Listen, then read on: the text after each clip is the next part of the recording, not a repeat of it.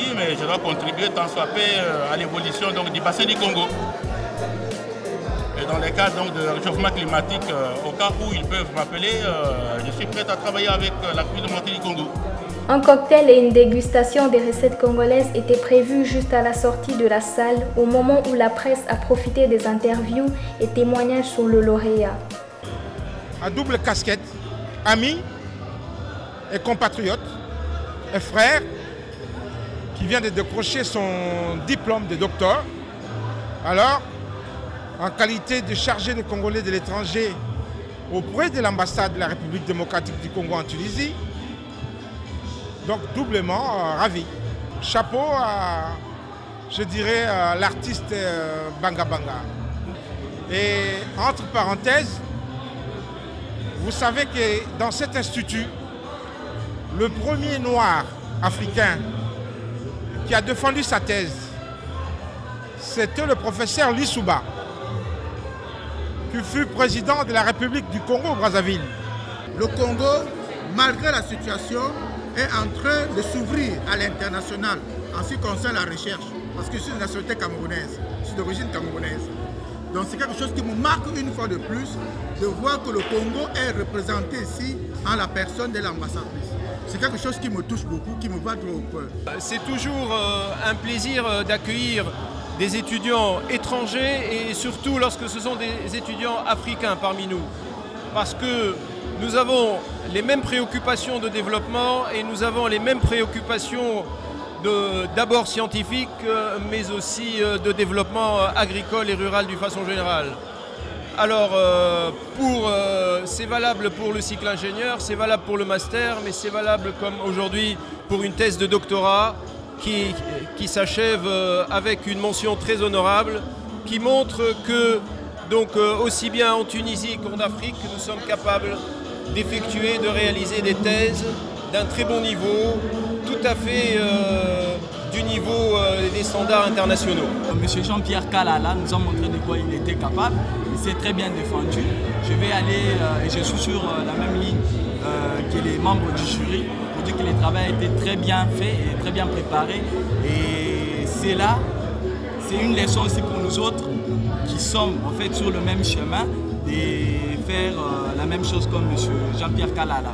C'est la première fois qu'une thèse semblable est défendue ici, à ce niveau. Et nous considérons que c'est un grand succès, un grand symbole pour le Congo, entre le Congo et la Tunisie. Mais c'est aussi un travail de grande valeur s'il peut être appliqué de la même manière que les recommandations qui ont été tirées comme conclusion pour être appliquées partout, au Congo aussi, mais aussi ici en Tunisie. Je salue cette grande ambiance, une jolie ambiance africaine ici en Tunisie, chose qui est excellente, qui développe de collaboration également. Et je vois que Jean-Pierre a fait un excellent travail. Sérieusement, c'est un excellent travail. Déjà, il mérite sa mention.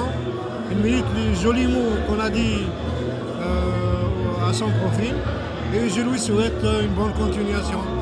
C'est un grand plaisir pour moi d'avoir encadré Jean-Pierre dès son arrivée en Tunisie jusqu'à aujourd'hui. Donc on est en train de récolter le fruit d'un travail de 3 années.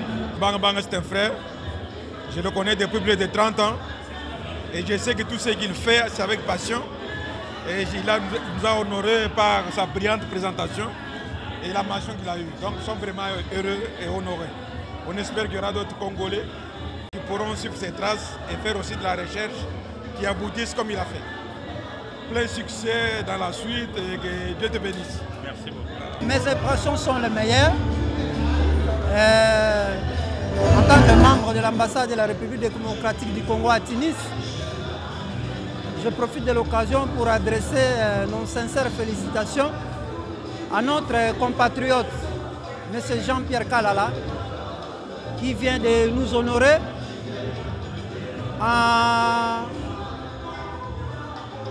en obtenant une mention très honorable. Je suis très ému parce que c'est une soutenance. Pour moi, je vois la soutenance, mais ce n'est pas la soutenance que je vois. Je vois là où il a commencé. Et là où il vient d'aboutir, pour moi, je suis vraiment très satisfaite. Donc c'est vraiment une chance pour nous. On vient d'assister à une très grande défense de qualité. C'est la thèse, donc c'est pas n'importe quoi. C'est vraiment une importante qualité pour nous d'avoir des professeurs qui peuvent défendre demain ou le lendemain le pays. En vrai dire, nous pouvons seulement s'intégrer, donner la chance. Et je sais qu'il y a pas mal la communauté estudiantine ici en Tunisie. Jean-Pierre Kalala est venu de 2008. Il a fait un très grand boulot ici en Tunisie. Et moi-même, même en tant qu'encadrant, j'ai appris de lui pas mal de choses. Et vous savez, dans la recherche, là, on apprend toujours, que ce soit encadrant ou encadré. Donc je salue en lui son enthousiasme. Je suis très très fier de mon père pour cette joie qu'il donne à toute ma famille et à moi. Franchement, c'est un exemple à suivre. Et pour tous les jeunes qui veulent étudier, voilà, c'est un fruit qui nous donne envie de manger. Et justement, pour y parvenir, il fallait beaucoup de difficultés, il fallait de la persévérance.